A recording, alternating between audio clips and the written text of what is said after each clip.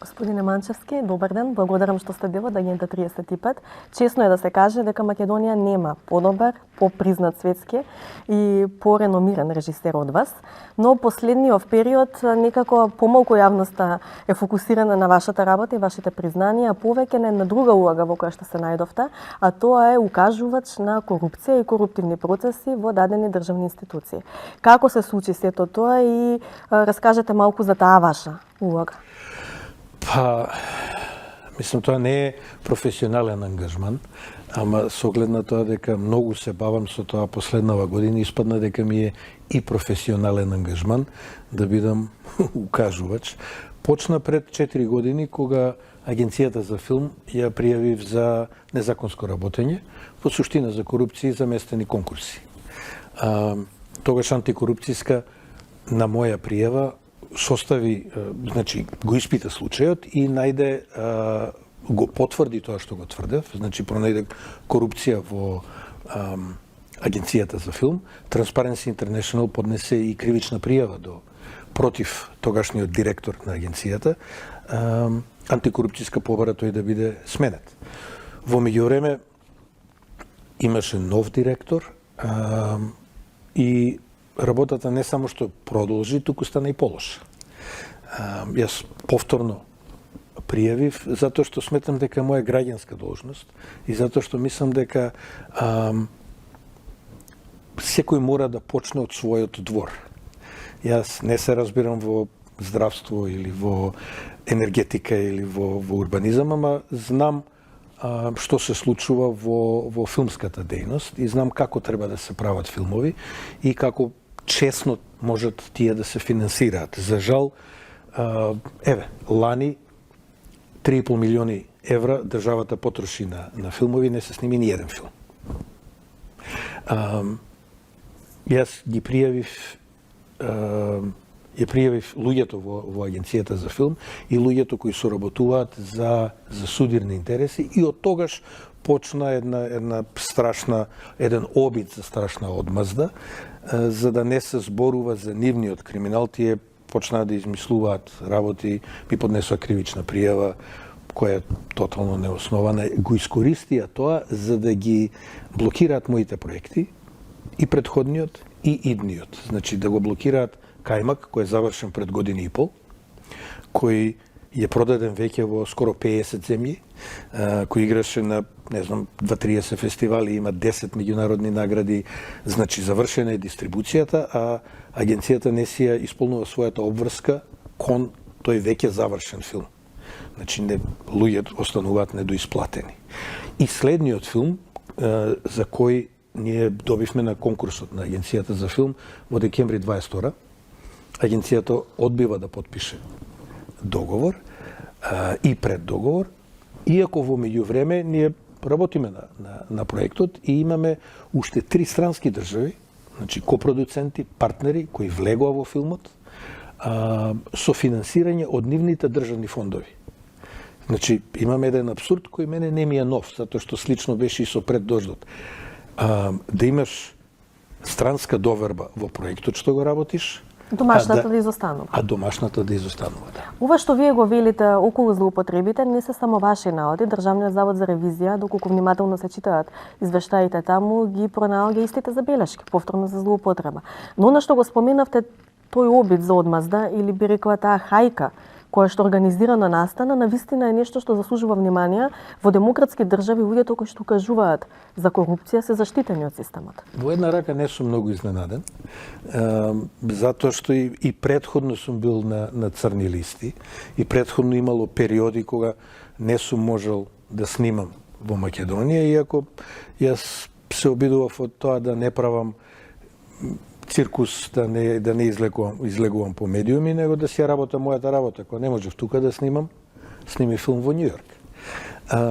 Меѓутоа, ова е жално за целата фела, жално за државата, жално за помладите колеги кои се наоѓаат. Значи, ќе ви дадам пример. Кајмак, повеќе од 50% од финансирањето на филмот е од странски извори. Затоа што Агенцијата за филм реши на тој филм да му додели колку што се доделува на дебитантски филм. Меѓутоа влегоа Данска, Холандија, Хрватска и Евроимаж и филмот се сними и филмот е успешен. Значи, во една рака продукцијата се обидувам да си продолжи да не правам тоа сега циркус, ама циркусот се случува сакал некел. Еви светската јавност се вклучи, значи кај нас тоа што го пријавив го потврдија и Државниот завод за ревизија и антикорупцијска и Transparency International, дури и самото Министерство за култура по своите наводи кои дадоа негативно мислење за работата на Агенцијата за филм. Од светот И не открија корупција кај вас, затоа што имаш инспекција од Министерството за во мојата фирма дојде инспекција, ја испита и не откри. Значи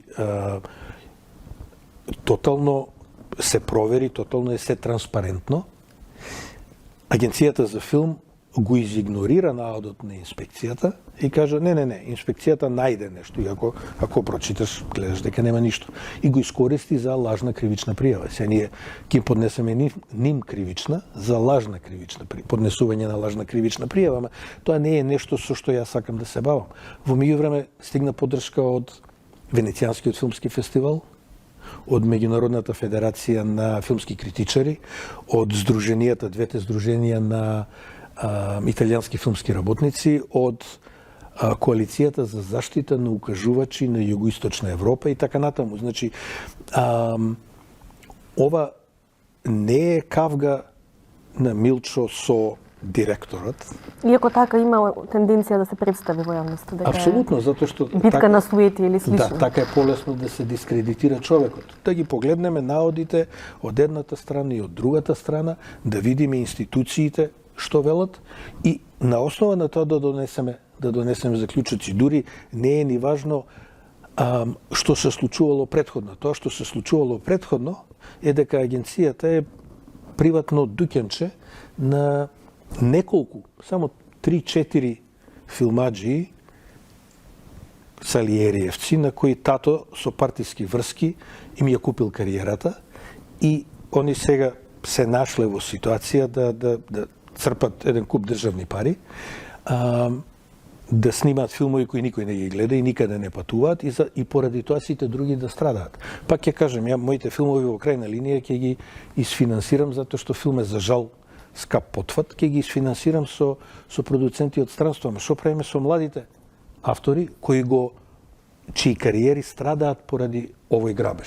Тоа ќе ми беше и следното прашање, каква порака е ова за младите режисери македонски, кои што работејќи во една ваква токсична средина можат да си речат доколку на еден Манчевски може да му се случи ваква државна хајка, затоа што тоа се државни институции, што може да не очекува нам? Што не очекува нам како млади имиња кои што допрва треба да се градат? Па ја мислам дека таа воспитна улога, иронично кажено, е дел од намерата во оваа хајка. Значи, да не сте се осмелиле вие нешто да кажете, да се побуните зошто има луѓе кои по 8 пати конкурираат со еден исти проект и ги одбиваат. Или сите знаеме дека се плаќа рушвет до 30% од буџетот што ќе го добие човек. Да не тоа е некоја стандардизирана сума? Веќе е станата стандардизирана. Се знае 1/3 значи дека буде за мито. И да не сте се осмелиле нешто да кажете, затоа во крајна линија не сум јас единствен од друштвото беа избркани луѓе кои посочува на незаконско работење во самото друштво.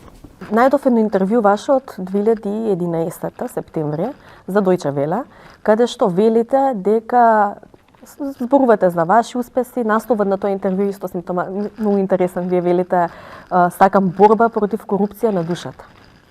Значи тоа ви го излекла колешката како наслов, но зборувате за корупцијата во културата воопшто и велите дека политичкиот и културен естаблишмент ќе пукне од мака со вашите успеси. Зборуваме за време на еден друг политички режим, значи на друго политичко владење и раководство. Во последниот период ве обвинуваат за соработка со тој режим, дека сега наедно сте станале гласен, но и ве пишаните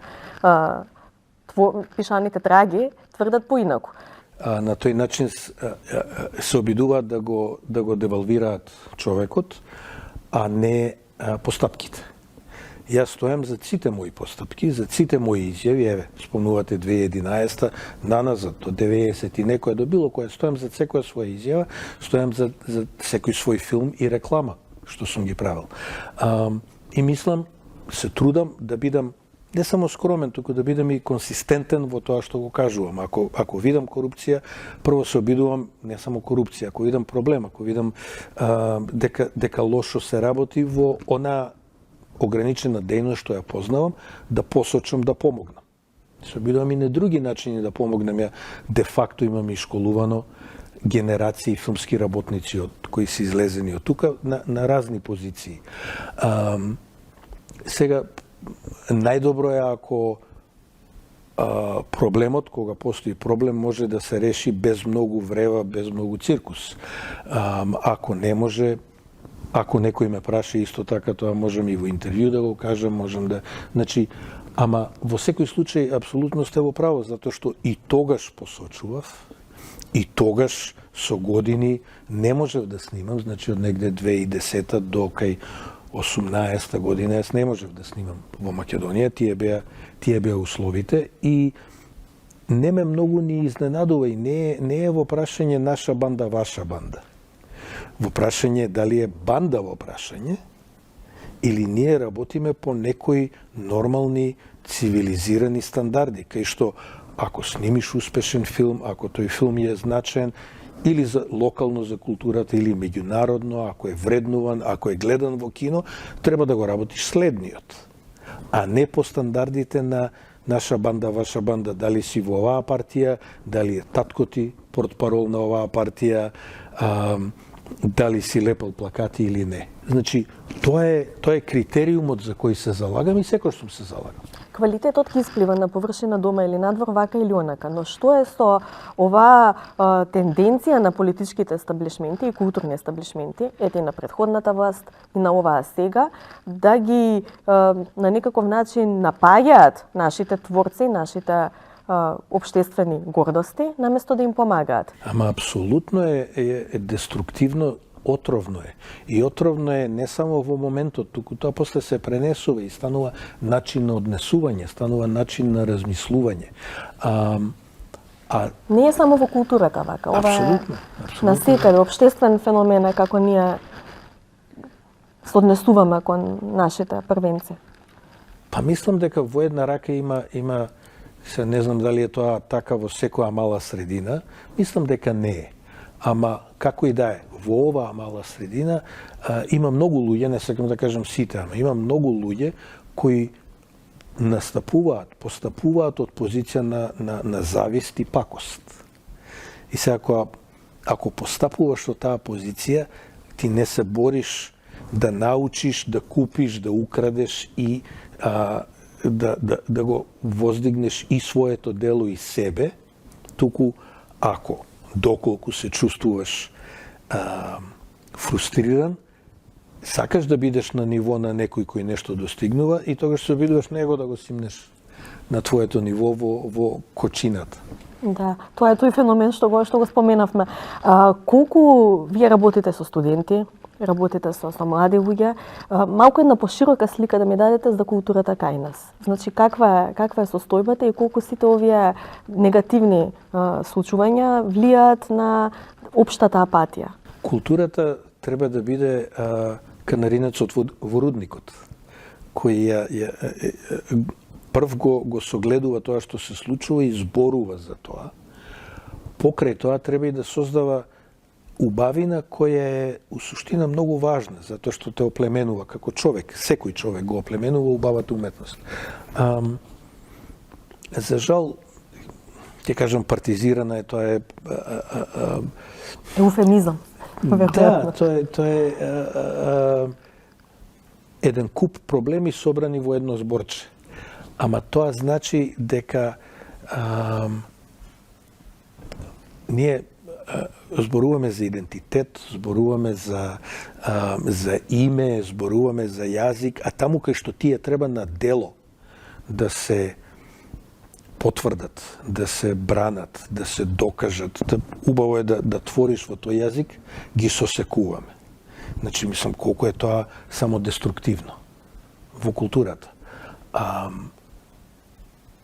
Сега ќе кажеш, и вистина е тоа, дека уметникот има порив да твори и ќе твори независно што и да се случува. И така е. Нели, ти можеш во пустина да седнеш и да напишеш песна и да отсвириш песна. Ама обврска на општеството кон себе и кон идните генерации е да ја гаи културата и да ја поттикнува културата и честно да ја поттикнува. И имаме многу примери кај што дури и тоталитарни режими биле не секогаш, ама има случаи кога они биле фер кон собствената култура. Ова кај нешто се случува во моментов, не само во моментов, со години и години. Не е убаво и лошо се одразува на тоа кои сме и кои ќе бидеме. Апсолутно. Вие во моментов се занимавате, како што и сам рековте, добивте една улога на борец против корупција, гласен укажувач и така натаму.